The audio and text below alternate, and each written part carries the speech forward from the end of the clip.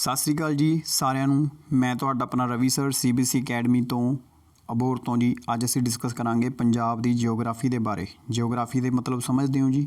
JIO ਦਾ ਮਤਲਬ ਹੁੰਦਾ ਹੈ ਅਰਥ, ਅਤੇ ਉਸ ਨੂੰ ਆਪਾਂ ਗ੍ਰਾਫੀ ਦਾ ਮਤਲਬ ਹੁੰਦਾ ਮੈਪ ਦੇ ਉੱਪਰ ਸਮਝਦੇ ਹਾਂ। ਜਦੋਂ ਆਪਾਂ ਐਕਚੁਅਲ ਦੇ ਵਿੱਚ ਪੰਜਾਬ ਨੂੰ ਵੇਖਦੇ ਹਾਂ ਨਾ ਆਪਣੀਆਂ ਅੱਖਾਂ ਦੇ ਥਰੂ, ਤਾਂ ਸਾਨੂੰ ਨਜ਼ਰ ਆਉਂਦਾ ਕਿ ਪੰਜਾਬ ਦੇ ਵਿੱਚ ਪਹਾੜ ਵੀ ਨੇ, ਮੈਦਾਨ ਵੀ ਨੇ, ਕੰਢੀ ਏਰੀਏ ਵੀ ਨੇ ਅਤੇ ਰਤੀਲੇ ਟਿੱਬੇ ਵੀ ਨੇ, ਅਤੇ ਇਹਨਾਂ ਸਾਰਿਆਂ ਨੂੰ ਆਪਾਂ ਜਿਓਗ੍ਰਾਫੀ ਦੇ ਵਿੱਚ ਪੜ੍ਹਦੇ ਹੁੰਦੇ ਹਾਂ।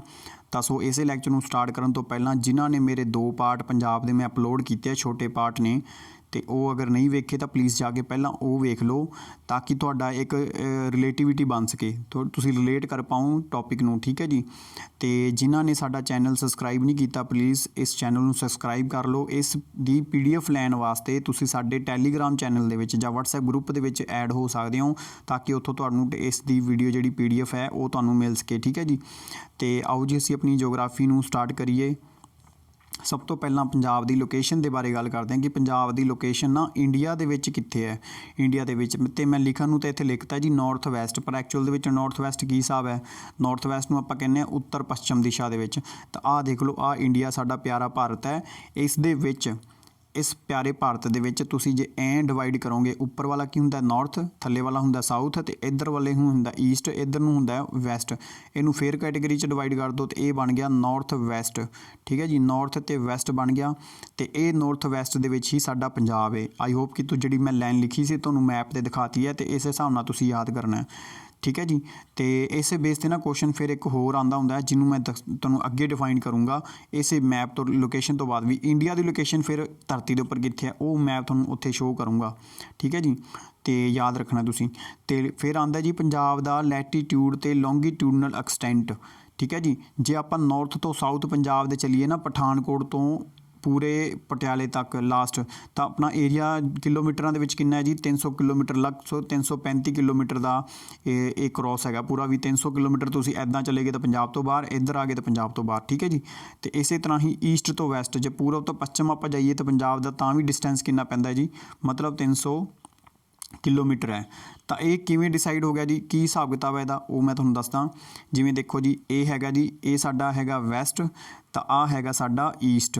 ਇਹਦੇ ਵਿੱਚ ਕਿੰਨਾ ਡਿਫਰੈਂਸ ਹੈ, ਇਹ ਹੈਗਾ 300 ਕਿਲੋਮੀਟਰ, ਕਿਲੋਮੀਟਰਾਂ ਦੇ ਹਿਸਾਬ ਨਾਲ। ਜੇ ਪਠਾਨਕੋਟ ਤੋਂ ਲੱਗੀਏ ਅਤੇ ਇੱਥੇ ਤੱਕ ਆਵਾਂ ਤਾਂ ਫਿਰ ਇਹ ਹੈਗਾ ਜੀ 335 ਕਿਲੋਮੀਟਰ। ਠੀਕ ਹੈ ਜੀ। ਤਾਂ ਇੱਦਾਂ ਕਰਕੇ ਪੂਰਾ ਏਰੀਆ ਇੰਨੇ ਦੇ ਵਿੱਚ ਕਵਰ ਹੋ ਜਾਂਦਾ ਸਾਡੇ ਪੰਜਾਬ ਦਾ। ਠੀਕ ਹੈ ਜੀ।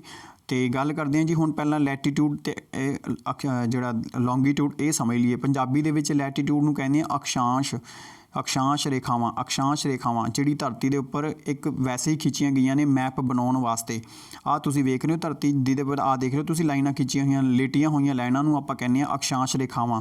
ਇਹ ਧਰਤੀ ਦੇ ਉੱਪਰ ਖਿੱਚੀਆਂ ਜਾਂਦੀਆਂ ਨੇ, ਜਿਹਨੂੰ ਆਪਾਂ ਇੰਗਲਿਸ਼ ਦੇ ਵਿੱਚ ਕਹਿੰਦੇ ਹਾਂ ਹੌਰੀਜੋਨਟਲ ਲਾਈਨਸ। ਠੀਕ ਹੈ ਜੀ। ਇਹ ਕਿੱਦਾਂ ਖਿੱਚੀਆਂ ਜਾਂਦੀਆਂ ਨੇ, ਅਤੇ ਇਹ ਉੱਪਰ ਵੱਲ ਨੂੰ ਨਾਰਥ, ਇਹ ਇਕੁਏਟਰ, ਇਹ ਲਾਈਨਾਂ ਇਕੁਏਟਰ ਤੋਂ ਲੈ ਕੇ ਨਾਰਥ ਵੱਲ ਤੁਰਦੀਆਂ ਨੇ, ਉੱਤਰ ਵੱਲ ਨੂੰ। ਤਾਂ ਇਸ ਤਰ੍ਹਾਂ ਡਿਵਾਈਡ ਕੀਤੀਆਂ ਨੇ। ਇਸੇ ਤਰ੍ਹਾਂ ਹੀ ਲੌਂਗੀਟਿਊਡ ਲਾਈਨਾਂ ਕਿਹੜੀਆਂ ਹੁੰਦੀਆਂ ਨੇ, ਸਿੱਧੀਆਂ ਲਾਈਨਾਂ, ਜਿਹੜੀਆਂ ਖੜੀਆਂ ਲਾਈਨਾਂ ਜਿਹਨੂੰ ਆਪਾਂ ਕਹਿ ਦਿੰਦੇ ਹਾਂ, ਇਹਨੂੰ ਇੰਗਲਿਸ਼ ਹਿੰਦੀ ਦੇ ਵਿੱਚ ਕਹਿੰਦੇ ਹਾਂ ਆਪਾਂ ਦੇਸ਼ਾਂਤਰ ਰੇਖਾਵਾਂ। ਦੇਸ਼ਾਂਤਰ, ਪੰਜਾਬੀ ਦੇ ਵਿੱਚ ਵੀ ਦੇਸ਼ਾਂਤਰ ਕਹਿੰਦੇ ਹੋਣੇ ਆ। ਠੀਕ ਹੈ ਜੀ। ਅਤੇ ਇਹ ਤੁਸੀਂ ਨੋਟ ਕਰ ਲਓ। ਅਤੇ ਇਸੇ ਤਰ੍ਹਾਂ ਹੀ ਇਹ ਟੋਟਲ ਜਿਹੜੀਆਂ ਇੱਦਾਂ ਲੇਟੀਆਂ ਹੋਈਆਂ ਲਾਈਨਾਂ ਨੇ, ਤੈਨੂੰ ਮੈਂ ਇੱਕ ਅਲੱਗ ਤੋਂ ਮੈਪ ਲੈ ਕੇ ਦੱਸਦਾ ਤੁਹਾਨੂੰ ਇੱਥੇ ਸਮਝਾਉਣਾ। ਜਿਵੇਂ ਆਹ ਸਾਡੀ ਧਰਤੀ ਹੈ, ਇੱਕ ਲਾਈਨ ਆਹ ਹੈਗੀ ਜਿਹਨੂੰ ਆਪਾਂ ਕਹਿੰਦੇ ਹਾਂ ਇਕੁਏਟਰ, ਇਹਦੇ ਉੱਪਰ ਲਾਈਨ ਹੈ ਜਿਹਨੂੰ ਆਪਾਂ ਕਹਿੰਦੇ ਹਾਂ ਹਿੰਦੀ ਦੇ ਵਿੱਚ ਕਰਕ ਰੇਖਾ, ਥੱਲੇ ਇੱਕ ਲਾਈਨ ਹੈ ਇਹਨੂੰ ਆਪਾਂ ਕਹਿ ਦਿੰਦੇ ਹਾਂ ਮੱਕਰ ਰੇਖਾ। ਇਸੇ ਤਰ੍ਹਾਂ ਇਹ 3 ਲਾਈਨਾਂ ਨੇ। ਉਸ ਤੋਂ ਬਾਅਦ ਇਹ ਹੈਗੀ ਹੈ ਆਰਕਟਿਕ ਲਾਈਨ, ਉੱਪਰ ਵਾਲੀ ਆਰਕਟਿਕ ਲਾਈਨ ਹੈ, ਥੱਲੇ ਵਾਲੀ ਅੰਟਾਰਕਟਿਕਾ ਲਾਈਨ ਹੈ। ਇਸ ਤਰ੍ਹਾਂ ਇਹ ਇਕੁਏਟਰ ਤੋਂ ਲੈ ਕੇ ਇਸ ਤੋਂ ਉੱਪਰ ਤੱਕ ਕਿੰਨੀਆਂ ਲਾਈਨਾਂ ਖਿੱਚੀਆਂ ਨੇ, 90 ਲਾਈਨਾਂ ਖਿੱਚੀਆਂ ਗਈਆਂ ਨੇ। ਤਾਂ 90 ਲਾਈਨਾਂ ਨੇ। ਅਤੇ ਇਹ ਹੈਗਾ ਉੱਪਰ ਵਾਲਾ ਸਾਡਾ ਜਿਹੜਾ ਨਾਰਥ ਪੋਲ। ਠੀਕ ਹੈ। ਥੱਲੇ ਵਾਲਾ ਹੈਗਾ ਸਾਊਥ ਪੋਲ। ਠੀਕ ਹੈ ਜੀ, ਸਾਊਥ ਪੋਲ। ਇਸ ਤਰ੍ਹਾਂ 90 ਲਾਈਨਾਂ ਥੱਲੇ ਵੀ ਖਿੱਚेंगे, ਤਾਂ ਕੁੱਲ ਮਿਲਾ ਕੇ ਸਾਡੀਆਂ ਕਿੰਨੀਆਂ ਲਾਈਨਾਂ ਹੋ ਗਈਆਂ, 181 ਲਾਈਨਾਂ। ਇਕੁਏਟਰ ਨੂੰ ਮਿਲਾ ਕੇ 90 ਉੱਪਰ 90 ਥੱਲੇ, 181 ਲਾਈਨਾਂ ਹੋ ਗਈਆਂ। ਇਹਦੇ ਵਿੱਚ ਤੁਸੀਂ ਵੀ ਦੱਸਣਾ ਪੰਜਾਬ ਕਿੱਥੋਂ ਸਟਾਰਟ ਹੋਏਗਾ। ਜੇ ਇਸੇ ਤਰ੍ਹਾਂ ਮੈਂ ਲਾਈਨਾਂ ਖਿੱਚੀਆਂ ਅਤੇ ਸ਼ਾਇਦ ਦੇਖੋ ਇੱਥੇ ਇੱਕ ਲਾਈਨ ਟੱਚ ਹੁੰਦੀ ਹੋਣੀ ਹੈ, ਇੱਕ ਇੱਥੇ ਲਾਈਨ ਖਤਮ ਹੁੰਦੀ ਹੋਣੀ ਹੈ, ਅਤੇ ਇਹ ਡਿਫਰੈਂਸ ਜਿਹੜੇ ਆ ਇਹ ਕਿਹੜੀ ਲਾਈਨਾਂ ਹੁੰਦੀਆਂ ਨੇ। ਤਾਂ ਆਹ ਲਾਈਨਾਂ ਕਿਹੜੀਆਂ ਨੇ, ਇਹ 29 ਡਿਗਰੀ ਵਾਲੀ ਲਾਈਨ ਹੈ। ਮਤਲਬ ਇੱਥੋਂ ਇਕੁਏਟਰ ਤੋਂ 1 2 3 4 29 'ਤੇ ਪੰਜਾਬ ਸਟਾਰਟ ਹੁੰਦਾ ਹੈ, ਤੇ ਕੁੱਲ ਮਿਲਾ ਕੇ 32 ਦੇ ਉੱਪਰ ਪੰਜਾਬ ਖਤਮ ਹੋ ਜਾਂਦਾ ਤੇ ਦੋ ਲਾਈਨਾਂ ਦੇ ਵਿੱਚ ਜਿਹੜੀਆਂ ਮੈਂ ਇੱਥੇ ਖਿੱਚੀਆਂ ਨੇ, ਇਹ ਜਿਹੜੀਆਂ ਆਹ ਦੋ ਲਾਈਨਾਂ ਮੈਂ ਐਵੇਂ ਖਿੱਚੀਆਂ ਨੇ, ਇਹਨਾਂ ਦੇ ਵਿੱਚ ਡਿਫਰੈਂਸ ਹੁੰਦਾ 111 ਕਿਲੋਮੀਟਰ ਦਾ। ਠੀਕ ਹੈ ਜੀ, ਤਾਂ ਕਰਕੇ ਪੂਰਾ ਪੰਜਾਬ 3 ਲਾਈਨਾਂ ਦੇ ਵਿੱਚ ਸਿਮਟ ਜਾਂਦਾ ਤਾਂ ਕਿ 300 ਕਿਲੋਮੀਟਰ ਦਾ ਏਰੀਆ ਹੈ। ਆਈ ਹੋਪ ਕਿ ਤੁਹਾਨੂੰ ਸਮਝ ਆ ਗਿਆ ਹੋਵੇਗਾ। ਤਾਂ ਮੈਂ ਉਹ ਸਲਾਈਡ ਦੇ ਵਿੱਚ ਦੱਸਿਆ ਸੀਗਾ ਕਿ ਇਹ ਆਪਾਂ ਕਿਉਂ ਆਪਾਂ ਨਾਰਥ ਲਿਖ ਦਿੰਦੇ ਹਾਂ, ਕਿਉਂਕਿ ਆਹ ਇਕੁਏਟਰ ਹੈ। ਇਕੁਏਟਰ ਦਾ ਆਹ ਦੇਖੋ ਥੱਲੇ ਵਾਲਾ ਹੈਗਾ ਜਿਹੜਾ ਦਕਸ਼ਣੀ ਗੋਲਾਰਧ ਕਹਿੰਦੇ ਆਪਾਂ ਇਹਨੂੰ, ਦਕਸ਼ਣੀ ਗੋਲਾਰਧ, ਤੇ ਉੱਪਰ ਵਾਲੇ ਨੂੰ ਨਾਰਥ ਗੋਲਾਰਧ, ਉੱਤਰੀ ਗੋਲਾਰਧ ਕਹਿੰਦੇ ਆ। ਤਾਂ ਸਾਰੇ ਮਗਰ ਆਪਾਂ ਜਿੰਨੀਆਂ ਵੀ ਲਾਈਨਾਂ ਉੱਪਰ ਵਾਲੀਆਂ ਲਿਖਾਂਗੇ ਨਾ, ਸਾਰਿਆਂ ਦੇ ਮਗਰ ਐਨ ਆਊਗਾ। ਤੇ ਤੁਸੀਂ ਦੇਖੋ ਜਾ ਕੇ ਉੱਥੇ 29 ਡਿਗਰੀ 30 N ਤੋਂ ਲੈ ਕੇ ਆ ਇੱਥੋਂ ਸਟਾਰਟ ਹੁੰਦਾ ਤੇ 32 ਡਿਗਰੀ 32 N ਲਿਖਿਆ ਹੋਇਆ ਸੀਗਾ ਮੈਂ, ਤੇ ਰੀਜ਼ਨ ਸਮਝ ਆ ਗਿਆ ਵੀ N ਕਿਉਂ ਲਿਖਿਆ ਮੈਂ ਉੱਥੇ। ਤੇ 29 ਡਿਗਰੀ 32 ਡਿਗਰੀ ਆ 3 ਲਾਈਨਾਂ ਦੇ ਵਿੱਚ ਪੰਜਾਬ ਸਮਿਟ ਹੋ ਜਾਂਦਾ, ਤਾਂ ਕਰਕੇ 335 ਕਿਲੋਮੀਟਰ ਦਾ ਏਰੀਆ ਲਗਭਗ ਬਣਦਾ ਸਾਡੇ ਪੰਜਾਬ ਦਾ। ਠੀਕ ਹੈ ਜੀ, ਆਈ ਹੋਪ ਕਿ ਜੇ ਤੁਹਾਨੂੰ ਹੁਣੇ ਵੀ ਨਹੀਂ ਸਮਝ ਆਇਆ ਤਾਂ ਕਮੈਂਟ ਬਾਕਸ ਦੇ ਵਿੱਚ ਮੈਨੂੰ ਵਾਪਸ ਕਰਕੇ ਲਿਖ ਦਿਓ ਵੀ ਮੈਨੂੰ ਸਮਝ ਨਹੀਂ ਆਇਆ, ਤਾਂ ਫਿਰ ਮੈਂ ਨੈਕਸਟ ਟਾਈਮ ਫਿਰ ਮੈਂ ਤੁਹਾਨੂੰ ਸਮਝਾ ਦੂੰਗਾ। ਠੀਕ ਹੈ ਜੀ, ਤੇ ਉਸ ਤੋਂ ਬਾਅਦ ਦੇਖੋ ਜੀ ਫਿਰ ਆਉਂਦਾ ਆਪਣਾ ਪੂਰਬੀ, ਜਿਹੜਾ ਪੱਛਮ ਤੇ ਉੱਤਰ ਤੇ ਪੱਛਮ ਵਾਲਾ, ਜਿਹੜਾ ਆਪਣੇ ਉੱਤਰ ਤੇ ਪੱਛਮ ਕਰ ਲਿਆ ਸੀ, ਪੱਛਮ ਤੇ ਪੂਰਬ ਵਾਲਾ ਏਰੀਆ ਕਿੰਨਾ ਡਿਵਾਈਡ ਹੈ ਹਿੱਸਿਆਂ ਦੇ ਵਿੱਚ। ਤਾਂ ਮੈਂ ਇੱਥੇ ਤੁਹਾਨੂੰ ਦੱਸਿਆ ਸੀਗਾ ਵੀ ਇੰਡੀਆ ਜਿਹੜਾ ਐਵੇਂ ਕਰਕੇ ਲਾਈਨਾਂ ਆ, ਜਿਵੇਂ ਧਰਤੀ ਹੈ ਇਸੇ ਤਰ੍ਹਾਂ ਇੱਕ ਲਾਈਨ ਇਹ ਸਾਹਮਣੇ ਖਿੱਚੀ ਹੋਈ ਹੈ, ਇਹ ਵੀ ਕੀ ਕਰਦੀ ਹੈ, ਦੋ ਭਾਗਾਂ 'ਚ ਡਿਵਾਈਡ ਕਰਦੀ ਹੈ, ਵੈਸਟਰਨ ਪੱਛਮੀ ਗੋਲਾਰਧ ਤੇ ਪੂਰਬੀ ਗੋਲਾਰਧ, ਪੱਛਮੀ ਤੇ ਪੂਰਬੀ ਗੋਲਾਰਧ। ਤੇ ਪੰਜਾਬ ਕਿੱਧਰਲੀ ਸਾਈਡ ਹੈ, ਈਸਟਰਨ ਵੱਲ ਹੈਗਾ, ਈਸਟਰਨ ਵੱਲ ਹੈਗਾ ਪੰਜਾਬ। ਇੰਡੀਆ ਵੀ ਈਸਟਰਨ ਵੱਲ ਹੀ ਹੈ, ਤਾਂ ਕਰਕੇ ਹਰ ਦੇ ਮਗਰ ਲਾਈਨਾਂ ਦੇ ਮਗਰ ਈ ਲਿਖਾਂਗੇ। ਤਾਂ ਕੁੱਲ ਮਿਲਾ ਕੇ ਇਸ ਤਰ੍ਹਾਂ ਜਿਹੜੀਆਂ ਹੌਰੀਜ਼ੌਂਟਲ ਲਾਈਨ, ਇੱਦਾਂ ਵਰਟੀਕਲ ਲਾਈਨਾਂ ਆਪਣੀਆਂ ਟੋਟਲ ਕਿੰਨੀਆਂ ਖਿੱਚੀਆਂ ਗਲੋਬ ਦੇ ਉੱਪਰ ਦੇਖੋਗੇ ਤੁਸੀਂ, ਤਾਂ ਇਹ ਹੈਗੀਆਂ ਨਹੀਂ ਟੋਟਲ 360 ਲਾਈਨਾਂ, 360 ਲਾਈਨਾਂ। ਆਈ ਹੋਪ ਕਿ ਤਾਂ ਕਰਕੇ ਵੀ ਜ਼ੀਰੋ ਤੋਂ ਆ ਜਿਹੜੀ ਸਾਹਮਣੇ ਲਾਈਨ ਹੈ ਇਹਨੂੰ ਆਪਾਂ ਕਹਿੰਦੇ ਹਾਂ PM ਲਾਈਨ, ਪੈਰੀ ਮੈਰੀਡੀਅਨ ਲਾਈਨ। ਠੀਕ ਹੈ ਜੀ, ਜਿਓਗ੍ਰਾਫੀ ਦੇ ਵਿੱਚ ਆਪਾਂ ਸਮਝਿਆ ਹੋਇਆ। ਤਾਂ ਇਸ ਤੋਂ ਇਹ ਲਾਈਨ ਜਿਹੜੀ ਹੈ, ਇਸ ਤੋਂ ਦੇਖੋ ਤੁਸੀਂ ਆਹ ਇੱਕ ਪੂਰੀ ਲਾਈਨ ਸੀ, ਇੱਥੋਂ 180 ਲਾਈਨਾਂ ਇੱਧਰ ਨੂੰ, ਤਾਂ 70 ਜਿਹੜੀ 3 ਲਾਈਨ 'ਤੇ ਪੰਜਾਬ ਸਟਾਰਟ ਹੁੰਦਾ ਹੈ ਤੇ 76 ਲਾਈਨ 'ਤੇ ਪੰਜਾਬ ਖਤਮ ਹੁੰਦਾ ਹੈ। 73 ਤੇ 76 ਇੱਥੇ ਪੰਜਾਬ ਖਤਮ ਹੁੰਦਾ ਹੈ। ਠੀਕ ਹੈ ਜੀ, ਤੇ ਇਹ ਤੁਸੀਂ ਨੋਟ ਕਰ ਸਕਦੇ ਹੋ, ਤਾਂ ਕਰਕੇ ਉੱਥੇ ਮੈਂ ਲਿਖਿਆ ਹੋਇਆ ਸੀ। ਆਈ ਹੋਪ ਕਿ ਤੁਹਾਨੂੰ ਇਹ ਲੌਂਗੀਟਿਊਡ ਤੇ ਲੈਟੀਟਿਊਡ ਐਕਸਟੈਂਟ ਜਿਹੜਾ ਹੈ ਇਹ ਸਮਝ ਆ ਗਿਆ ਹੋਣਾ ਹੈ। ਤੇ ਉਸ ਤੋਂ ਬਾਅਦ ਮੈਂ ਤੁਹਾਨੂੰ ਅੱਗੇ ਆ ਵੀ ਤੁਹਾਨੂੰ ਮੈਂ ਸਮਝਾਤਾ ਸੀ ਜਿਹੜਾ ਪੰਜਾਬ ਦਾ ਜੀ। ਠੀਕ ਹੈ ਜੀ, ਆ ਵੀ ਤੁਹਾਨੂੰ ਪੰਜਾਬ ਦਾ ਸਮਝਾਤਾ ਸੀਗਾ।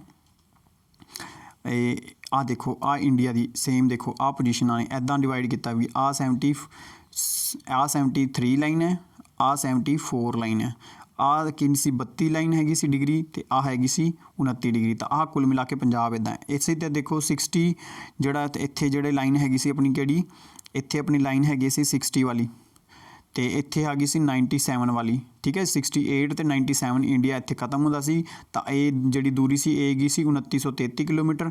ਇੱਦਾਂ ਸਟਾਰਟ ਕਰਾਂਗੇ, ਇਹ ਕਿਹੜੀ ਲਾਈਨ ਸੀ, ਇੱਥੋਂ 8 ਡਿਗਰੀ ਤੋਂ ਸਟਾਰਟ ਹੁੰਦਾ ਤੇ 37 ਡਿਗਰੀ ਲਾਈਨ 'ਤੇ ਖਤਮ ਹੁੰਦਾ, ਤਾਂ ਕਰਕੇ ਇਹ ਸੀਗਾ ਤੁਹਾਡਾ 3000 ਕਿਲੋਮੀਟਰ। ਤਾਂ ਕੁੱਲ ਮਿਲਾ ਕੇ ਇੱਦਾਂ ਕੰਨਿਆ ਕੁਮਾਰੀ ਤੋਂ ਲੈ ਕੇ ਜੰਮੂ ਕਸ਼ਮੀਰ ਤੱਕ।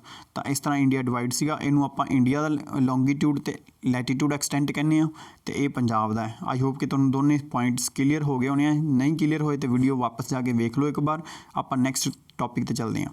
ਉਸ ਤੋਂ ਬਾਅਦ ਆਉਂਦਾ ਜੀ ਫਿਰ ਪੰਜਾਬ ਦੇ ਵਿੱਚ ਜਿਹੜਾ ਪੁਆਇੰਟ ਆਪਾਂ ਪੜ੍ਹਨਾ ਹੈ ਕਿ ਪੰਜਾਬ ਦੀ ਨਾ ਸ਼ੇਪ ਕਿੱਦਾਂ ਦੀ ਹੈ। ਪੰਜਾਬ ਦੀ ਸ਼ੇਪ ਵੇਖੋ, ਪਹਿਲਾਂ ਪੰਜਾਬ ਦੀ ਸ਼ੇਪ ਦੇਖੋ, ਆਹ ਦੇਖੋ ਟ੍ਰੈਂਗੂਲਰ ਸ਼ੇਪ ਹੈ, ਟ੍ਰੈਂਗੂਲਰ ਤ੍ਰਿਭੁਜਾਕਾਰ ਦੀ ਸ਼ੇਪ ਹੈ, ਇਸ ਕਰਕੇ ਇਹਨੂੰ ਟ੍ਰੈਂਗੂਲਰ ਸ਼ੇਪ ਕਹਿੰਦੇ ਆਪਾਂ ਪੰਜਾਬ ਦੀ।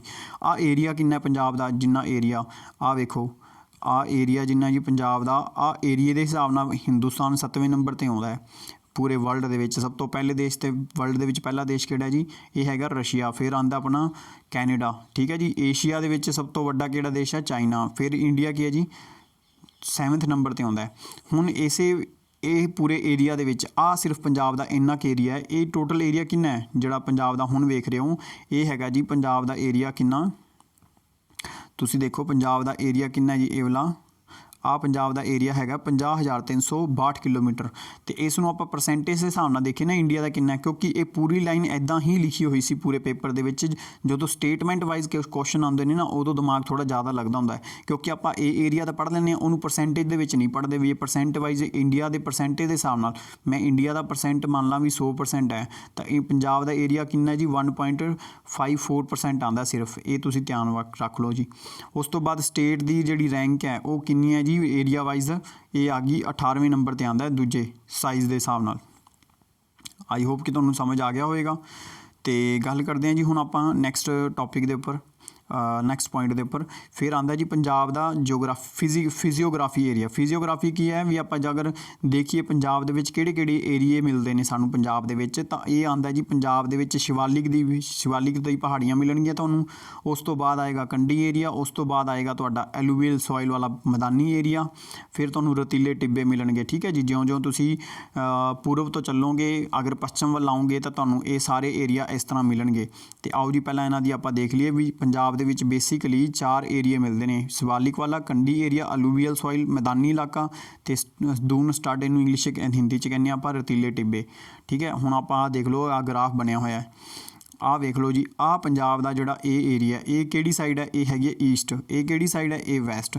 ਜੇ ਈਸਟ ਤੋਂ ਵੈਸਟ ਵੱਲ ਆਓਗੇ ਤਾਂ ਸਭ ਤੋਂ ਪਹਿਲਾਂ ਤੁਹਾਨੂੰ ਪੰਜਾਬ ਦੇ ਵਿੱਚ ਕੀ ਆਊਗਾ, ਇਹ ਹੈਗਾ ਸ਼ਿਵਾਲਿਕ ਦੀ ਪਹਾੜੀਆਂ। ਸ਼ਿਵਾਲਿਕ ਦੀ ਪਹਾੜੀਆਂ ਹੁਣੇ ਦੱਸਣਾ ਸ਼ਿਵਾਲਿਕ ਕੀ ਚੀਜ਼ ਹੈ। ਉਸ ਤੋਂ ਬਾਅਦ ਥੱਲੇ ਨੂੰ ਆਓਗੇ, ਫਿਰ ਤੁਹਾਨੂੰ ਹੋਰ ਜਿਹੜਾ ਏਰੀਆ, ਇਸ ਏਰੀਆ ਨੂੰ ਆਪਾਂ ਕਹਿੰਦੇ ਹਾਂ ਜੀ, ਇਸ ਏਰੀਆ ਨੂੰ ਆਪਾਂ ਕਹਿੰਦੇ ਹਾਂ ਕੰਢੀ ਏਰੀਆ, ਪਥਰੀਲਾ ਏਰੀਆ। ਦੇਖੋ ਸ਼ਿਵਾਲਿਕ ਪਹਾੜੀਆਂ ਨੇ, ਉਸ ਤੋਂ ਛੋਟੀ ਬਿਲਕੁਲ ਕੰਢੇਦਾਰ ਪਹਾੜੀਆਂ ਜਿਹੜੀਆਂ, ਉਹਨੂੰ ਆਪਾਂ ਕਹਿੰਦੇ ਕੰਢੀਲਾ ਏਰੀਆ ਜੀ। ਠੀਕ ਹੈ ਜੀ, ਉਸ ਤੋਂ ਬਾਅਦ ਆਹ ਪੰਜਾਬ ਦਾ ਕਿਹੜਾ ਏਰੀਆ ਜੀ, ਇਹ ਪੰਜਾਬ ਦਾ ਹੈਗੇ ਨੇ ਮੈਦਾਨ ਹੈਗੇ ਨੇ ਪੰਜਾਬ ਦੇ ਵਿੱਚ। ਤੇ ਲਾਸਟ ਦੇ ਵਿੱਚ ਪੰਜਾਬ ਦੇ ਰਾਜਸਥਾਨ ਦੇ ਨਾਲ ਲੱਗਦੇ ਜਿਹੜੇ ਜਿੰਨੇ ਵੀ ਡਿਸਟ੍ਰਿਕਟ ਨੇ, ਉਹਦੇ ਵਿੱਚ ਤੁਹਾਨੂੰ ਰਤੀਲੇ ਟਿੱਬੇ ਵਰਗੀ ਜ਼ਮੀਨ ਮਿਲੂਗੀ। ਇੱਥੇ ਰਤੀਲੇ ਟਿੱਬੇ ਨੇ। ਠੀਕ ਹੈ ਜੀ ਪੰਜਾਬ ਦੇ, ਤਾਂ ਇਹ ਚਾਰੇ ਏਰੀਏ ਪੰਜਾਬ ਦੇ ਵਿੱਚ ਮਿਲਦੇ ਨੇ ਇਸੇ ਤਰ੍ਹਾਂ। ਤੇ ਸਭ ਤੋਂ ਜ਼ਿਆਦਾ ਏਰੀਆ ਸਾਡਾ ਪੰਜਾਬ ਦੇ ਵਿੱਚ ਕੀ ਨੇ, ਮੈਦਾਨ ਨੇ, ਸਾਰੇ ਮੈਦਾਨ ਨੇ ਸਾਡੇ ਪੰਜਾਬ ਦੇ ਵਿੱਚ। ਠੀਕ ਹੈ ਜੀ, ਹੁਣ ਆਪਾਂ ਗੱਲ ਕਰਦੇ ਹਾਂ ਸ਼ਿਵਾਲਿਕ ਕੀ ਚੀਜ਼ ਹੈ। ਸ਼ਿਵਾਲਿਕ ਨੂੰ ਆਪਾਂ ਡਿਵਾਈਡ ਕਰਦੇ ਹਾਂ। ਸ਼ਿਵਾਲਿਕ ਹੁਣ ਤੁਸੀਂ ਜੇ ਮੰਨ ਲਓ ਜਿਓਗ੍ਰਾਫੀ ਦੇ ਵਿੱਚ, ਅਗਰ ਤੁਸੀਂ ਜਿਓਗ੍ਰਾਫੀ ਦੇ ਵਿੱਚ ਨਾ, ਜਿਓਗ੍ਰਾਫੀ ਦੇ ਵਿੱਚ ਅਗਰ ਤੁਸੀਂ ਹਿਮਾਲਿਆ ਪੜ੍ਹਿਆ ਹੋਵੇ ਤਾਂ ਹਿਮਾਲਿਆ ਜਿਹੜਾ ਗ੍ਰੇਟਰ ਹਿਮਾਲਿਆ ਜਿਹਨੂੰ ਆਪਾਂ ਕਹਿੰਦੇ ਹਾਂ, ਹਿਮਾਲਿਆ ਨੂੰ ਆਪਾਂ 4 ਭਾਗਾਂ 'ਚ ਡਿਵਾਈਡ ਕਰਦੇ ਹਾਂ। ਸਭ ਤੋਂ ਵੱਡਾ ਹਿਮਾਲਿਆ, ਇਹਨੂੰ ਆਪਾਂ ਕਹਿੰਦੇ ਹਾਂ ਗ੍ਰੇਟਰ ਹਿਮਾਲਿਆ। ਉਸ ਤੋਂ ਛੋਟਾ ਉਹਨੂੰ ਆਪਾਂ ਕਹਿੰਦੇ ਹਾਂ ਮਿਡਲ ਹਿਮਾਲਿਆ। ਉਸ ਤੋਂ ਛੋਟਾ ਜਿਹੜਾ ਲਾਸਟ ਵਾਲਾ, ਇਹ ਹੈਗਾ ਸ਼ਿਵਾਲਿਕ ਹਿਮਾਲਿਆ। ਪਰ ਇਹਨਾਂ ਤਿੰਨਾਂ ਦੇ ਇਲਾਵਾ ਵੀ ਇੱਕ ਹਿਮਾਲਿਆ ਹੋਰ ਹੈ, ਇਹਨੂੰ ਆਪਾਂ ਕਹਿੰਦੇ ਹਾਂ ਟਰਾਂਸ ਹਿਮਾਲਿਆ। ਤਾਂ ਮਤਲਬ ਹਿਮਾਲਿਆ ਨੂੰ ਆਪਾਂ 4 ਭਾਗਾਂ 'ਚ ਡਿਵਾਈਡ ਕਰਤਾ। ਪਹਿਲਾ ਟਰਾਂਸ, ਫਿਰ ਆ ਗਿਆ ਗ੍ਰੇਟਰ ਤੋਂ ਬਾਅਦ ਮਿਡਲ ਤੋਂ ਬਾਅਦ ਲੋਵਰ ਨੂੰ ਆਪਾਂ ਕਹਿੰਦੇ ਹਾਂ ਸਭ ਤੋਂ ਸ਼ਿਵਾਲਿਕ ਹਿਮਾਲਿਆ। ਤੇ ਟਰਾਂਸ ਹਿਮਾਲਿਆ ਦੇ ਵਿੱਚ ਜੀ ਤੁਹਾਨੂੰ ਕੀ ਮਿਲਣਗੇ, ਸਾਰੇ ਗਲੇਸ਼ੀਅਰ ਮਿਲਣਗੇ। ਜਿੰਨੇ ਵੀ ਪਾਣੀ ਨਦੀਆਂ ਨੂੰ ਮਿਲਦਾ ਉਹ ਸਾਰੇ ਗਲੇਸ਼ੀਅਰ ਤੁਹਾਨੂੰ ਟਰਾਂਸ ਹਿਮਾਲਿਆ ਦੇ ਵਿੱਚ ਮਿਲਣਗੇ। ਸਭ ਤੋਂ ਉੱਚੀ ਚੋਟੀਆਂ ਤੁਹਾਨੂੰ ਗ੍ਰੇਟਰ ਹਿਮਾਲਿਆ ਦੇ ਵਿੱਚ ਮਾਊਂਟ ਐਵਰੈਸਟ, ਕੰਚਨਜੰਗਾ, ਇਹ ਸਾਰੀਆਂ ਤੁਹਾਨੂੰ ਗ੍ਰੇਟਰ ਹਿਮਾਲਿਆ ਦੇ ਵਿੱਚ ਮਿਲਣਗੀਆਂ। ਉਸ ਤੋਂ ਬਾਅਦ ਮਿਡਲ ਹਿਮਾਲਿਆ ਦੇ ਵਿੱਚ ਤੁਹਾਨੂੰ ਸਾਰੇ ਜਿੰਨੇ ਵੀ ਮਨਾਲੀ, ਕੁੱਲੂ, ਜਿੰਨੇ ਵੀ ਸ਼ਿਮਲਾ, ਇਹ ਸਾਰੇ ਸ਼ਹਿਰ ਤੁਹਾਨੂੰ ਮਿਡਲ ਹਿਮਾਲਿਆ ਦੇ ਵਿੱਚ ਮਿਲਣਗੇ। ਤੇ ਜਿਹੜਾ ਸ਼ਿਵਾਲਿਕ ਹਿਮਾਲਿਆ ਦੇ ਵਿੱਚ ਕੀ ਹੈ ਜੀ, ਇਹ ਸਭ ਤੋਂ ਛੋਟਾ ਹਿਮਾਲਿਆ, ਸਭ ਤੋਂ ਛੋਟੀਆਂ ਪਹਾੜੀਆਂ ਨੇ। ਇਸ ਤੋਂ ਬਾਅਦ ਮੈਦਾਨ ਸਟਾਰਟ ਹੋ ਜਾਂਦੇ ਨੇ ਕਈ ਥਾਂ 'ਤੇ। ਠੀਕ ਹੈ ਜੀ, ਉਸ ਤੋਂ ਬਾਅਦ ਮੈਦਾਨ ਆ ਜਾਂਦੇ ਨੇ। ਤੇ ਆਈ ਹੋਪ ਕਿ ਤੁਹਾਨੂੰ ਮੈਂ ਪਹਿਲੇ ਇਹ ਪੜ੍ਹਾਵਾਂ ਕਿ ਇਹ ਪਹਾੜੀ ਹੈ ਸੀ ਲੈਵਲ ਤੋਂ, ਤਾਂ ਸਮੁੰਦਰ ਲੈਵਲ ਤੋਂ 4500 ਤੋਂ ਉੱਪਰ ਜਿੰਨੀ ਵੀ ਹਾਈਟ ਹੋਵੇਗੀ ਉਹਨੂੰ ਆਪਾਂ ਕਹਿੰਦੇ ਪਹਾੜ। ਤੇ ਪੰਜਾਬ ਦੇ ਵਿੱਚ ਸਭ ਤੋਂ ਸ਼ਿਵਾਲਿਕ ਦੀਆਂ ਛੋਟੀਆਂ ਪਹਾੜੀਆਂ ਆਉਂਦੀਆਂ ਨੇ। ਤੇ ਇਹਨਾਂ ਤੋਂ ਬਾਅਦ ਅੱਗੇ ਜਿਹੜਾ ਆਏਗਾ ਉਹ ਹੋਏਗਾ ਮੈਦਾਨ ਕੀ ਹੁੰਦੇ ਨੇ, ਮੈਦਾਨ ਹੁੰਦੇ ਨੇ ਸਿਰਫ ਸੀ ਲੈਵਲ ਤੋਂ 300 ਤੋਂ ਲੈ ਕੇ 400 ਮੀਟਰ ਦੀ ਹਾਈਟ ਤੱਕ। ਤੇ ਇੱਥੇ ਪੂਰੀ ਮਿੱਟੀ ਹੁੰਦੀ ਹੈ ਤੇ ਇਹ ਸਾਰੇ ਪਹਾੜ ਨੇ। ਠੀਕ ਹੈ ਜੀ, ਇੱਕ ਹੋਰ ਚੀਜ਼ ਹੁੰਦੀ ਹੈ, ਇਹਨੂੰ ਆਪਾਂ ਕਹਿੰਦੇ ਪਲੇਟਿਊ ਕੀ ਚੀਜ਼ ਹੁੰਦੀ ਹੈ, ਨਾ ਤਾਂ ਉਹ ਪਹਾੜ ਹੈ ਨਾ ਉਹ ਮੈਦਾਨ ਹੈ। ਤੇ ਫਿਰ ਉਹ ਕੀ ਚੀਜ਼ ਹੈ, ਉਹ ਇਸ ਤਰ੍ਹਾਂ ਦਾ ਏਰੀਆ ਹੁੰਦਾ, ਇਸ ਤਰ੍ਹਾਂ ਦਾ ਏਰੀਆ। ਤੇ ਇਹਦੇ ਵਿੱਚ ਕੀ ਹੁੰਦਾ ਜੀ, ਇਹ ਉੱਪਰੋਂ ਥੋੜ੍ਹਾ ਫਲੈਟ ਹੁੰਦਾ ਇੱਥੋਂ। ਤੇ ਇਹਦੇ ਵਿੱਚ ਕੀ ਹੁੰਦਾ ਜੀ, ਇਹ ਲਾਵੇ ਤੋਂ ਬਣਿਆ ਹੁੰਦਾ, ਜਿਵੇਂ ਜਵਾਲਾਮੁਖੀ ਫਟਦਾ ਤੇ ਇਹ ਲਾਵੇ ਤੋਂ ਬਣਿਆ ਹੁੰਦਾ, ਜਿਸ ਕਾਰਨ ਕੀ ਹੈ ਇਹਨੂੰ ਆਪਾਂ ਪਲੇਟਿਊ ਕਹਿ ਦਿੰਦੇ ਹਾਂ। ਇਹਨਾਂ ਦੀ ਹਾਈਟ ਕਿੰਨੀ ਹੁੰਦੀ ਹੈ, ਮੈਕਸਿਮਮ ਤੁਹਾਨੂੰ ਹਾਈਟ ਮਿਲੂਗੀ 800 ਤੋਂ ਲੈ ਕੇ 1200 ਦੇ ਵਿੱਚ। ਠੀਕ ਹੈ ਜੀ, ਤੇ ਇਸ ਜਿਹੜੇ ਪਲੇਟਿਊ ਹੈ ਜਿਹਨੂੰ ਆਪਾਂ ਕਹਿੰਦੇ ਪਠਾਰ, ਇਹ ਪਠਾਰ ਸਾਡੇ ਇੰਡੀਆ ਦੇ ਸਾਧਨ ਏਰੀਏ ਦੇ ਵਿੱਚ ਮਿਲਦਾ, ਮਤਲਬ ਸਾਊਥ ਇੰਡੀਆ ਦੇ ਵਿੱਚ ਹੀ ਪਠਾਰ ਮਿਲਣਗੇ। ਨਾਰਥ ਇੰਡੀਆ ਦੇ ਵਿੱਚ ਪਠਾਰ ਸਾਨੂੰ ਇੱਕ ਵੀ ਨਹੀਂ ਮਿਲਦਾ। ਠੀਕ ਹੈ ਜੀ, ਤੇ ਪੰਜਾਬ ਦੇ ਵਿੱਚ ਪਠਾਰ ਨਾਮ ਦੀ ਕੋਈ ਚੀਜ਼ ਨਹੀਂ ਹੈ। ਤਾਂ ਸਾਡੇ ਪੰਜਾਬ ਦੇ ਵਿੱਚ ਮੇਨ ਪਹਿਲਾ ਏਰੀਆ ਆਏਗਾ ਜੀ, ਉਹ ਹੈਗਾ ਸ਼ਿਵਾਲਿਕ ਦੀ ਪਹਾੜੀਆਂ। ਆਈ ਹੋਪ ਕਿ ਤੁਸੀਂ ਹੁਣ ਤੱਕ ਜਿੰਨਾ ਵੀ ਆਇਆ ਤੁਹਾਨੂੰ ਸਮਝ ਆ ਗਿਆ ਹੋਣਾ। ਹੁਣ ਆਪਾਂ ਸ਼ਿਵਾਲਿਕ ਦੀ ਪਹਾੜੀਆਂ ਵੇਖਦੇ ਹਾਂ। ਸ਼ਿਵਾਲਿਕ ਦੀ ਪਹਾੜੀਆਂ ਦੀ ਮੈਂ ਫੋਟੋ ਦਿਖਾਤੀ ਤੁਹਾਨੂੰ। ਸ਼ਿਵਾਲਿਕ ਦੀ ਪਹਾੜੀਆਂ ਕਿੱਥੇ ਨੇ, ਸ਼ਿਵਾਲਿਕ ਦੀ ਪਹਾੜੀਆਂ ਆਹ ਵੇਖ ਲਓ, ਆਹ ਏਰੀਆ ਜੀ ਸ਼ਿਵਾਲਿਕ ਦੀ ਪਹਾੜੀਆਂ ਬਿਲਕੁਲ ਲਾਸਟ ਵਾਲੇ ਸਿਰੇ 'ਤੇ, ਜਿਹੜਾ ਪਠਾਨਕੋਟ, ਗੁਰਦਾਸਪੁਰ, ਹੁਸ਼ਿਆਰਪੁਰ, ਰੂਪਨਗਰ, ਇਹ 4-5 ਡਿਸਟ੍ਰਿਕਟ ਨੇ ਜਿਨ੍ਹਾਂ ਦੇ ਵਿੱਚ ਤੁਹਾਨੂੰ ਪਹਾੜੀਆਂ ਮਿਲਣਗੀਆਂ। ਤੇ ਸ਼ਿਵਾਲਿਕ ਦੀ ਪਹਾੜੀਆਂ, ਇਹਦੀ ਵਿਡਥ ਕਿੰਨੀ ਹੈ, ਮਤਲਬ ਚੌੜਾਈ ਦੇ ਵਿੱਚ ਕਿੰਨਾ ਹੈ ਇਹ ਏਰੀਆ, ਇਹ 5 ਤੋਂ ਲੈ ਕੇ 12 ਕਿਲੋਮੀਟਰ ਦੇ ਵਿੱਚ ਇਹ ਏਰੀਆ ਪੈਂਦਾ ਤੁਹਾਨੂੰ। ਉਸ ਤੋਂ ਬਾਅਦ ਇਹ ਕਿੱਥੇ ਹੈ ਜੀ, ਪੱਛਮ ਵਾਲੇ ਪੰਜਾਬ ਦੇ ਈਸਟਰਨ ਪੂਰਬੀ ਇਲਾਕੇ ਪਾਸੇ ਹੈਗਾ, ਜਿਹੜਾ ਪੰਜਾਬ ਦੇ ਈਸਟਰਨ ਵਾਲੇ ਪਾਸੇ। ਤੇ ਇਹਦੇ ਵਿੱਚ 5 ਡਿਸਟ੍ਰਿਕਟ ਇਹਨੂੰ ਟੱਚ ਕਰਦੇ ਨੇ, ਗੁਰਦਾਸਪੁਰ, ਪਠਾਨਕੋਟ, ਹੁਸ਼ਿਆਰਪੁਰ, ਨਵਾਂਸ਼ਹਿਰ ਤੇ ਰੂਪਨਗਰ। ਮੈਂ ਸਾਰੇ ਦੱਸ ਚੁੱਕਿਆ। ਇਹਨਾਂ ਦੀ ਹਾਈਟ ਰੇਂਜ ਕਿੰਨੀ ਹੈ ਪਹਾੜੀਆਂ ਦੀ, ਇਹ ਪਹਾੜੀ ਦੀ ਰੇਂਜ ਹੈਗੀ 400 ਤੋਂ ਲੈ ਕੇ 700 ਮੀਟਰ ਦੀ ਹਾਈਟ ਤੱਕ ਇਹ ਪਹਾੜੀਆਂ ਨੇ, ਠੀਕ ਹੈ ਜੀ। ਇਹ ਸਾਰਾ ਏਰੀਆ ਪਥਰੀਲਾ, ਜਿਵੇਂ ਪਹਾੜ ਤੁਹਾਨੂੰ ਨਜ਼ਰ ਆਉਣਗੇ ਸਾਰੇ, ਠੀਕ ਹੈ ਜੀ, ਤੇ ਤੁਸੀਂ ਜਾ ਕੇ ਦੇਖ ਸਕਦੇ ਹੋ। ਉਸ ਤੋਂ ਬਾਅਦ ਆਉਂਦਾ ਕੰਢੀ ਏਰੀਆ। ਕੰਢੀ ਏਰੀਆ ਕਿਹੜਾ ਹੁੰਦਾ ਜੀ? ਕੰਢੀ ਏਰੀਆ ਹੁੰਦਾ ਉਹ ਏਰੀਆ ਜਿਹੜਾ ਜਿਵੇਂ ਆ ਪਹਾੜੀਆਂ ਸੀਗੀਆਂ, ਪਹਾੜੀਆਂ ਤੋਂ ਥੱਲੇ ਉਤਰ ਜਾਓ। ਹੁਣ ਪਹਾੜੀਆਂ ਤੋਂ ਥੱਲੇ ਉਤਰੋਗੇ ਨਾ ਤਾਂ ਯੂਪੀ ਦੇ ਵਿੱਚ ਇਹਨੂੰ ਕਹਿ ਦਿੰਦੇ ਆ ਤਰਾਈ ਏਰੀਆ। ਤਰਾਈਨ ਦੇ ਮੈਦਾਨ ਸੁਣੇ ਹੋਣਗੇ। ਤਰਾਈਨ ਦੇ ਮੈਦਾਨ ਮਤਲਬ ਕੀ ਹੁੰਦਾ ਜੀ? ਜਦੋਂ ਸ਼ਿਵਾਲਿਕ ਦੀ ਪਹਾੜੀਆਂ ਤੋਂ ਤੁਸੀਂ ਥੱਲੇ ਉਤਰੋਗੇ ਤਾਂ ਕੀ ਹੁੰਦੇ ਨੇ? ਛੋਟੇ ਛੋਟੇ ਪੱਥਰ ਹੁੰਦੇ ਨੇ। ਇੱਥੇ ਕੀ ਹੁੰਦਾ ਜੀ? ਪੱਥਰਾਂ ਦੇ ਵਿੱਚ ਏਰੀਆ ਹੁੰਦਾ। ਇਹਦੇ ਵਿੱਚ ਕੀ ਹੁੰਦਾ? ਰੀਜ਼ਨ ਇਹਦਾ ਖਾਸ ਕਰਕੇ ਇਹ ਹੁੰਦਾ, ਅਗਰ ਇੱਥੇ ਨਦੀ ਹੋਵੇ ਨਾ ਤਾਂ ਨਦੀ ਦਾ ਪਾਣੀ ਇਹਨਾਂ ਪੱਥਰਾਂ ਥੱਲੇ ਵੜ ਜਾਂਦਾ ਅਤੇ ਇਹ ਤੁਹਾਨੂੰ ਇੱਥੇ ਐਂ ਨਜ਼ਰ ਆਉਂਦਾ ਕਿ ਨਦੀ ਗਾਇਬ ਹੋ ਗਈ। ਤਾਂ ਬਟ ਪੰਜਾਬ ਦੇ ਵਿੱਚ ਐਸੇ ਤਰ੍ਹਾਂ ਦੀ ਕੋਈ ਨਦੀ ਇੱਥੇ ਇੱਦਾਂ ਨਿਕਲਦੀ ਨਹੀਂ, ਅਤੇ ਤਾਂ ਕਰਕੇ ਇਸ ਏਰੀਆ ਇਹ ਕੀ ਹੈ ਜੀ? ਇਹ ਪਥਰੀਲਾ ਇਲਾਕਾ ਹੈ। ਇੱਥੇ ਕੀ ਹੈ ਜੀ? ਕਿੱਥੇ ਉੱਚਾ ਹੈ, ਕਿੱਥੇ ਨੀਵਾਂ ਹੈ, ਕਿੱਥੇ ਉੱਚਾ ਹੈ, ਕਦੇ ਨੀਵਾਂ ਹੈ, ਕਦੇ ਉੱਚਾ, ਕਦੇ ਨੀਵਾਂ। ਇਸ ਤਰ੍ਹਾਂ ਦਾ ਏਰੀਆ ਪੰਜਾਬ ਦੇ ਇਸ ਸ਼ਿਵਾਲਿਕ ਦੇ ਪੱਛਮ ਵਾਲੇ ਪਾਸੇ ਪੈਂਦਾ। ਪੱਛਮ ਵਾਲੇ ਪਾਸੇ ਪੱਛਮ ਏਰੀਆ, ਤਾਂ ਕਰਕੇ ਪੰਜਾਬ ਦੇ ਵਿੱਚ ਤੁਸੀਂ ਫੋਟੋ ਦਿਖਾ ਦੇਣਾ ਕਿਹੜਾ ਏਰੀਆ ਦੀ ਗੱਲ ਕਰਦਾ ਪਿਆ ਵੀ ਆਹ ਸ਼ਿਵਾਲਿਕ ਸੀਗਾ, ਆਹ ਸ਼ਿਵਾਲਿਕ ਸੀਗਾ। ਸ਼ਿਵਾਲਿਕ ਦੇ ਨਾਲ ਆਹ ਜਿਹੜਾ ਏਰੀਆ ਨਾ ਇਹਨੂੰ ਆਪਾਂ ਕਹਿੰਦੇ ਕੰਢੀ ਏਰੀਆ। ਕੰਢੀ ਏਰੀਆ ਮਤਲਬ ਹਿਮਾਲਿਆ ਦੀ ਪਹਾੜੀਆਂ ਤੋਂ ਵੀ ਬਿਲਕੁਲ ਛੋਟਾ ਪਥਰੀਲਾ ਇਲਾਕਾ। ਪੱਥਰ ਹੈਗੇ ਨੇ ਉੱਥੇ, ਤੁਸੀਂ ਖੁਦਾਈ ਕਰੋਗੇ ਪੱਥਰ ਨਿਕਲਣਗੇ। ਐਗਰੀਕਲਚਰ ਦੇ ਲਾਇਕ ਹੀ ਨਹੀਂਗਾ, ਕਿੱਥੋਂ ਖੇਤੀ ਕਰ ਲਓਗੇ? ਤਾਂ ਕਰਕੇ ਤੁਸੀਂ ਦੇਖੋ ਕੰਢੀ ਏਰੀਆ ਦੀ ਗੱਲ ਕੀਤੀ ਹੈ। ਅਤੇ ਇਹਦੇ ਵਿੱਚ ਕਿਹੜੇ ਕਿਹੜੇ ਡਿਸਟ੍ਰਿਕਟ ਕਵਰ ਹੁੰਦੇ ਨੇ? ਇੱਥੇ 2 ਬਲੋਕ ਨੇ। ਜਿਹੜਾ ਨੂਰਪੁਰ ਈਸਟ ਦੇ ਜਿਹੜਾ ਨੂਰਪੁਰ ਬੇਦੀ ਹੈਗਾ ਉਹ ਬਲੋਕ ਦੇ ਵਿੱਚ ਈਸਟ ਦੇ ਵਿੱਚ ਪੈਂਦਾ ਹੈ। ਇਹਦੇ ਵਿੱਚ 4 ਡਿਸਟ੍ਰਿਕਟ ਨੇ, ਪਠਾਨਕੋਟ, ਹੁਸ਼ਿਆਰਪੁਰ, ਰੋਪੜ ਅਤੇ ਚੰਡੀਗੜ੍ਹ ਵਾਲਾ ਏਰੀਆ ਜਿਹੜਾ ਹੈ ਇਹ ਸਾਡਾ ਇਹਦੇ ਵਿੱਚ ਆਉਂਦਾ ਕੰਢੀ ਏਰੀਏ ਦੇ ਵਿੱਚ, ਠੀਕ ਹੈ ਜੀ। ਇਹਨੂੰ ਲੋਕਲ ਨਾਮ ਨਾਲ ਵੀ ਜਾਣਦੇ ਹਾਂ ਆਪਾਂ। ਲੋਕਲ ਨੇਮ ਇਹਦੇ ਕਈ ਥਾਂ 'ਤੇ ਨਾ ਕੰਢੀ ਏਰੀਏ ਦੇ ਬੜੇ ਨਾਮ ਨੇ, ਜਿਵੇਂ ਸਤਲੁਜ ਅਤੇ ਸਿਰਸਾ ਨਦੀ ਦੇ ਵਿੱਚ ਜਿਹੜਾ ਏਰੀਆ ਉਸ ਨੂੰ ਆਪਾਂ ਕਹਿ ਦਿੰਦੇ ਹਾਂ ਘਰ। ਅਤੇ ਜਿਹੜਾ ਰੋਪੜ ਡਿਸਟ੍ਰਿਕਟ ਦੇ ਵਿੱਚ ਸਤਲੁਜ ਨਦੀ ਦੇ ਵਿਚਾਲੇ ਜਿਹੜਾ ਏਰੀਆ ਪੈਂਦਾ ਉਹਨੂੰ ਆਪਾਂ ਚੰਗਰ ਕਹਿ ਦਿੰਦੇ ਹਾਂ, ਚੰਗਰ, ਠੀਕ ਹੈ। ਇਸ ਦੀ ਜਿਹੜੀ ਨੂਰਪੁਰ ਬੇਦੀ ਵਾਲੇ ਜਿਹੜੇ ਬਲੋਕ ਦੀ ਜਿਹੜੀ ਇਹ ਕੰਢੀ ਏਰੀਆ ਦੀ ਹਾਈਟ ਹੈ ਇਹ ਕਿੰਨੀ ਹੈ? 400 ਤੋਂ ਲੈ ਕੇ 300 ਤੋਂ ਲੈ ਕੇ 400 ਮੀਟਰ। ਪਰ ਸ਼ਿਵਾਲਿਕ ਦੇ ਵਿੱਚ ਕੀ ਸੀਗਾ? 400 ਤੋਂ ਲੈ ਕੇ 700। ਤੁਸੀਂ ਸਮਝ ਸਕਦੇ ਹੋ ਕਿ ਇਹ ਤਾਂ ਨਾ ਤਾਂ ਮੈਦਾਨ ਨੇ ਨਾ ਪਹਾੜ ਨੇ, ਕਿਉਂਕਿ ਪੁੱਟੋਗੇ ਤਾਂ ਪੱਥਰ ਨਿਕਲਣਗੇ, ਜੇ ਜ਼ਿਆਦਾ ਉੱਚੇ ਪੱਥਰ ਵੀ ਨਹੀਂ ਹੈਗੇ ਨੇ। ਤਾਂ ਇਸ ਤਰ੍ਹਾਂ ਦਾ ਏਰੀਆ ਆਪਾਂ ਕਹਿ ਸਕਦੇ ਹਾਂ ਕੰਢੀ ਏਰੀਆ। ਅਤੇ ਗੱਲ ਕਰਦੇ ਹਾਂ ਜੀ ਸਭ ਤੋਂ ਇੰਪੋਰਟੈਂਟ ਏਰੀਆ ਜਿਹਦੇ ਪਿੱਛੇ ਪੰਜਾਬ ਦੇ ਵਿੱਚ ਇੰਨੇ ਹੁਣ 6 ਮਹੀਨਿਆਂ ਤੋਂ ਸਟ੍ਰਾਈਕ ਚੱਲਦੀ ਪਈ ਹੈ, ਉਹ ਸਾਡੀਆਂ ਨੇ ਪੰਜਾਬ ਦੀਆਂ ਜ਼ਮੀਨਾਂ। ਕਿਹੜੀਆਂ? ਜਲੋੜ ਮਿੱਟੀ ਤੋਂ ਲਿਆ ਕੇ ਬਣਾਈ ਗਈਆਂ ਸਾਡੀਆਂ ਬੜੀਆਂ ਉਪਜਾਊ ਧਰਤੀ ਜਿਹੜੀ ਪੰਜਾਬ ਦੀ ਜਿਹੜੀ ਸੋਨਾ ਪੈਦਾ ਕਰਦੀ ਹੈ ਉਹ ਹੈਗੀ ਹੈ ਸਾਡੀ ਪੰਜਾਬ ਦੇ ਮੈਦਾਨ। ਪੰਜਾਬ ਦੇ ਸਾਰੇ ਏਰੀਏ ਨੂੰ ਅਗਰ ਮੰਨ ਲਓ 100% ਮੰਨ ਲਾ ਨਾ, ਅਤੇ ਪੰਜਾਬ ਦੇ 70% ਏਰੀਏ ਦੇ ਵਿੱਚ ਮੈਦਾਨ ਨੇ, ਠੀਕ ਹੈ। ਕੰਢੀ ਏਰੀਏ ਕੱਢ ਦਿਓ, ਸ਼ਿਵਾਲਿਕ ਕੱਢ ਦਿਓ, ਰਤੀਲੇ ਟਿੱਬੇ ਕੱਢ ਦਿਓ, ਤਾਂ 70% ਏਰੀਆ ਪੰਜਾਬ ਦਾ ਅਲੂਵੀਅਲ ਸੋਇਲ ਤੋਂ ਬਣਿਆ ਹੈ, ਜਲੋੜ ਮਿੱਟੀ ਤੋਂ ਬਣਿਆ ਹੋਇਆ ਹੈ। ਇਹ ਅਲੂਵੀਅਲ ਸੋਇਲ ਕਿਹੜੀ ਹੁੰਦੀ ਹੈ? ਜਿਹੜੀ ਨਦੀ, ਕਿਉਂਕਿ ਤੁਹਾਨੂੰ ਪਤਾ ਪੁਰਾਣੇ ਟਾਈਮ 'ਤੇ 7 ਨਦੀਆਂ ਪੈਂਦੀਆਂ ਸੀ ਪੰਜਾਬ 'ਚ। ਫਿਲਹਾਲ ਤਾਂ 3 ਹੈਗੀਆਂ ਨੇ ਹੁਣ ਇਸ ਟਾਈਮ 'ਤੇ, ਪਰ ਪੂਰੇ ਪੰਜਾਬ ਦੀ ਧਰਤੀ ਨੂੰ ਕਦੇ 5 ਦਰਿਆਂ ਦੀ ਧਰਤੀ ਕਹਿ ਦਿੰਦਾ ਸੀਗਾ, ਕਦੇ ਸਪਤ ਸਿੰਧੂ ਕਹਿ ਦਿੰਦੇ ਸੀਗੇ ਹਿਸਟਰੀ ਦੇ ਵਿੱਚ। ਇਹਨਾਂ ਨਦੀਆਂ ਨੇ ਇੱਥੇ ਲਿਆ ਕੇ ਮਿੱਟੀ ਵਿਛਾਤੀ ਅਤੇ ਇਸ ਏਰੀਏ ਨੂੰ ਇੰਨਾ ਕੁ ਉਪਜਾਊ ਬਣਾਤਾ। ਇੱਥੇ ਇਹ ਧਰਤੀ ਜਿਹੜੀ ਸੋਨਾ ਪੈਦਾ ਕਰਦੀ ਹੈ, ਠੀਕ ਹੈ ਜੀ। ਅਤੇ ਹੁਣ ਕੀ ਹੋ ਗਿਆ ਜੀ? ਬਿਜ਼ਨਸਮੈਨਾਂ ਦੀ ਇਸ ਧਰਤੀ ਦੇ ਉੱਪਰ ਨਿਗਾਹ ਹੈਗੀ ਹੈ ਅਤੇ ਇਸ ਲਈ ਲਾਅ ਬਣਾਏ ਨੇ। ਉਹਦੀ ਐਜੀਟੇਸ਼ਨ ਪਿੱਛੇ ਕੀ ਹੈ ਜੀ? ਸਾਡੇ ਕਿਸਾਨ ਦਿੱਲੀ ਦੇ ਵਿੱਚ ਬੈਠੇ ਨੇ, ਠੀਕ ਹੈ ਜੀ। ਅਤੇ ਇਸ ਤੋਂ ਬਾਅਦ ਦੇਖੋ ਜੀ, ਹੁਣ ਇਹ ਮੈਂ ਦੱਸ ਚੁੱਕਿਆ ਵੀ ਇਹ ਕੀ ਹੈ ਜੀ? ਈਸਟ ਤੋਂ ਲੈ ਕੇ ਵੈਸਟ ਤੱਕ ਤੁਸੀਂ ਚਲੇ ਜਾਓਗੇ ਤਾਂ ਸਾਡਾ ਪੰਜਾਬ ਦਾ, ਜਿਵੇਂ ਮੰਨ ਲਓ ਈਸਟ ਤੋਂ ਲੈ ਕੇ ਨਾ ਜਦੋਂ ਤੁਸੀਂ ਵੈਸਟ ਵੱਲ ਆਓਗੇ ਤਾਂ ਇੱਦਾਂ ਢਲਾਨ ਇਸ ਤਰ੍ਹਾਂ ਦੀ ਹੈ ਮੈਦਾਨਾਂ ਦੀ। ਤਾਂ ਹੀ ਕਰਕੇ ਇਹ ਸਾਰੀਆਂ ਨਦੀਆਂ ਇਸ ਤਰ੍ਹਾਂ ਟਰੈਵਲ ਕਰਦੀਆਂ ਨੇ। ਜੇ ਢਲਾਨ ਇੱਧਰ ਸੀ ਤਾਂ ਇਹ ਮਿੱਟੀ ਇੱਥੇ ਲਿਆ ਕੇ ਵਿਛਾਤੀ। ਤਾਂ ਕਈ ਵਾਰੀ ਜੇ ਸਲੋਪ ਪੁੱਛ ਲੈਣ ਵੀ ਢਲਾਨ ਮੈਦਾਨਾਂ ਦੀ ਕਿੱਧਰਲੀ ਸਾਈਡ ਹੈ, ਤਾਂ ਈਸਟ ਤੋਂ ਲੈ ਕੇ ਵੈਸਟ ਵੱਲ ਹੈਗੀ ਹੈ ਪੰਜਾਬ ਦੇ ਢਲਾਨ, ਠੀਕ ਹੈ ਜੀ। ਇਹ ਤੁਸੀਂ ਯਾਦ ਰੱਖਣਾ ਹੈ। ਉਸ ਤੋਂ ਬਾਅਦ ਗੱਲ ਕਰੀਏ ਆਪਾਂ ਪੰਜਾਬ ਦੇ ਵਿੱਚ ਸੈਂਟਰਲ ਲੈਵਲ ਦੇ ਉੱਪਰ ਵੀ, ਪੰਜਾਬ ਦੇ ਨਾ ਸੀ ਲੈਵਲ ਤੋਂ ਇਹਦੀ ਹਾਈਟ ਕਿੰਨੀ ਹੈ ਮੈਦਾਨਾਂ ਦੀ? ਤਾਂ ਇਹ ਹੈਗੀ 200 ਤੋਂ ਲੈ ਕੇ 270। ਤੁਸੀਂ ਸਟੇਸ਼ਨ 'ਤੇ ਜਾਓ, ਉੱਥੇ ਲਿਖਿਆ ਹੋਊਗਾ ਕਦੇ 196 ਸਮੁੰਦਰ ਤਲ ਸੇ ਉਚਾਈ ਇਤਨੀ ਹੈ, ਕਦੇ ਇਤਨੀ ਹੈ। ਤਾਂ ਉਹ ਤੁਸੀਂ ਜਾ ਕੇ ਦੇਖਿਆ ਜੋ ਉੱਥੇ। ਹੁਣ ਗੱਲ ਕਰਦੇ ਹਾਂ ਕਿ ਇਹ ਜਿਹੜਾ ਮੈਦਾਨੀ ਇਲਾਕਾ ਹੈ ਨਾ, ਇਸ ਨੂੰ ਅਸੀਂ ਫਿਰ ਨਾ ਇਸ ਹਿਸਾਬ ਨਾਲ ਪੰਜਾਬ ਦੇ ਵਿੱਚ ਅਲੱਗ-ਅਲੱਗ ਨਾਮ ਨੇ ਡਿਵਾਈਡ ਕਰਤਾ ਨਦੀਆਂ ਦੇ ਆਧਾਰ ਦੇ ਉੱਪਰ। ਕਿਸੇ ਨੂੰ ਮਾਝਾ ਕਹਿ ਦਿੰਦੇ ਹਾਂ, ਕਿਸੇ ਨੂੰ ਮਾਲਵਾ ਕਹਿ ਦਿੰਦੇ ਹਾਂ, ਕਿਸੇ ਨੂੰ ਦੁਆਬਾ ਕਹਿ ਦਿੰਦੇ ਹਾਂ। ਹੁਣ ਆਪਾਂ ਅਗਲੇ 'ਚ ਦੇਖਾਂਗੇ ਇਹ ਮਾਝਾ, ਮਾਲਵਾ, ਦੁਆਬਾ ਦਾ ਮਤਲਬ ਕੀ ਹੈ, ਠੀਕ ਹੈ ਜੀ। ਹੁਣ ਆਪਾਂ ਪਹਿਲਾਂ ਡਾਇਗਰਾਮ ਵੇਖ ਲਓ। ਇਹ ਮੈਂ ਤੁਹਾਨੂੰ ਦੱਸ ਰਿਹਾ ਵੀ ਆਹ ਯੈਲੋ ਕਲਰ ਦੇ ਏਰੀਏ ਦੀ ਗੱਲ ਕਰਦਾ ਮੈਂ। ਇਹ ਪੰਜਾਬ ਦੇ ਵਿੱਚ 70% ਏਰੀਆ ਹੈ। ਇੱਥੇ ਡਾਇਗਰਾਮ ਦੇ ਵਿੱਚ ਇੱਦਾਂ ਬਣਾਇਆ ਹੈ। ਆਹ ਦੇਖੋ ਜੀ, ਆਹ ਹੈਗਾ ਰਾਵੀ ਦਰਿਆ। ਫਿਲਹਾਲ ਪੰਜਾਬ ਦੇ ਵਿੱਚ 3 ਦਰਿਆ ਟਰੈਵਲ ਕਰਦੇ ਹੈ, ਫਲੋ ਕਰਦੇ ਨੇ। ਇਹ ਹੈਗਾ ਜੀ ਸਾਡਾ ਛੋਟਾ ਜਿਹਾ ਬਿਆਸ ਦਰਿਆ, ਆਹ ਬਿਆਸ ਨਦੀ ਹੈ। ਇਹ ਸਾਡੀ ਹੈਗੀ ਹੈ ਸਤਲੁਜ ਨਦੀ। ਤਾਂ ਇਸ ਨਦੀਆਂ ਦੇ ਵਿੱਚ ਇਹ ਰਾਵੀ ਤੇ ਬਿਆਸ ਨਦੀ ਦੇ ਵਿੱਚ ਜਿਹੜਾ ਇਹ ਦਬਾਅ ਹੈ, ਜਿਹਨੂੰ ਅੱਪਰ ਬੇਰੀ ਦਬਾਅ ਕਹਿੰਦੇ ਆ, ਇਸ ਨੂੰ ਆਪਾਂ ਕਹਿ ਦਿੰਦੇ ਹਾਂ ਮਾਝਾ ਰੀਜਨ ਰਾਵੀ ਤੇ ਬਿਆਸ ਦੇ ਨਦੀਆਂ ਦੇ ਵਿੱਚ, ਠੀਕ ਹੈ ਜੀ। ਅਤੇ ਜਿਹੜਾ ਬਿਆਸ ਅਤੇ ਸਤਲੁਜ ਨਦੀ ਦੇ ਵਿੱਚ ਆਹ ਇਲਾਕਾ ਹੈ, ਇਸ ਨੂੰ ਆਪਾਂ ਕਹਿ ਦਿੰਦੇ ਹਾਂ ਦੁਆਬਾ। ਉਹ ਆਬ ਦਾ ਮਤਲਬ ਪਾਣੀ ਦਾ ਤੁਸੀਂ ਪਹਿਲੇ ਵੀ ਪੜ੍ਹ ਕੇ ਆਏ 5 ਪਲੱਸ ਆਬ। ਪੰਜਾਬ ਕਿਵੇਂ ਬਣਿਆ 5 ਪਲੱਸ ਆਬ। ਆਬ ਦਾ ਮਤਲਬ ਹੁੰਦਾ ਵਾਟਰ ਅਤੇ 5 ਦਾ ਮਤਲਬ 5 ਨਦੀਆਂ ਦੀ ਧਰਤੀ। ਇਸੇ ਤਰ੍ਹਾਂ ਦੁਆਬ ਦਾ ਮਤਲਬ ਆਬ ਦਾ ਮਤਲਬ ਵਾਟਰ ਹੈ, ਦੋ ਦਾ ਮਤਲਬ ਹੈ 2 ਦਰਿਆ। ਤਾਂ ਇਹ ਜਿਹੜਾ ਕੀ ਹੈ ਜੀ ਇਸ ਧਰਤੀ ਦੇ ਜਿਹੜਾ ਇਸ ਨੂੰ ਆਪਾਂ ਦੁਆਬਾ ਕਹਿ ਦਿੰਦੇ ਹਾਂ। ਇਹਦੇ ਵਿੱਚ ਡਿਸਟ੍ਰਿਕਟ ਹੈਗੇ ਨੇ, ਇਹਦੇ ਵਿੱਚ ਵੀ ਡਿਸਟ੍ਰਿਕਟ ਕਵਰ ਹੁੰਦੇ ਨੇ। ਅਤੇ ਸਭ ਤੋਂ ਵੱਡਾ ਏਰੀਆ ਪੰਜਾਬ ਦੇ ਵਿੱਚ ਸਤਲੁਜ ਨਦੀ ਦੇ ਥੱਲੇ ਸਾਊਥ ਵੱਲ ਇਹ ਜਿਹੜੇ ਸਾਰੇ ਡਿਸਟ੍ਰਿਕਟ ਨੇ ਇਹਨੂੰ ਆਪਾਂ ਕਹਿੰਦੇ ਹਾਂ ਮਾਲਵਾ ਰੀਜਨ। ਤਾਂ ਪੰਜਾਬ ਦੇ ਬੇਸਿਕਲੀ ਮੈਦਾਨਾਂ ਨੂੰ 3 ਹਿੱਸਿਆਂ 'ਚ ਡਿਵਾਈਡ ਕੀਤਾ ਗਿਆ ਹੈ, ਅੱਪਰ ਬੇਰੀ ਦੁਆਬ, ਬਿਸਟ ਦੁਆਬ ਅਤੇ ਸਤਲੁਜ ਵਾਲਾ ਜਿਹੜਾ ਮਾਲਵਾ। ਹੁਣ ਇਹਨੂੰ ਆਪਾਂ ਹੋਰ ਵੀ ਰੀਜਨ ਨਾਮ ਵੀ ਇਹ ਦੁਆਬੇ ਦੇ ਹਿਸਾਬ ਨਾਲ ਡਿਵਾਈਡ ਕੀਤਾ। ਤੈਨੂੰ ਆਪਾਂ ਕੀ ਕਹਿੰਦੇ ਹਾਂ ਉਹਨੂੰ ਆਪਾਂ ਵੇਖਾਂਗੇ, ਠੀਕ ਹੈ ਜੀ।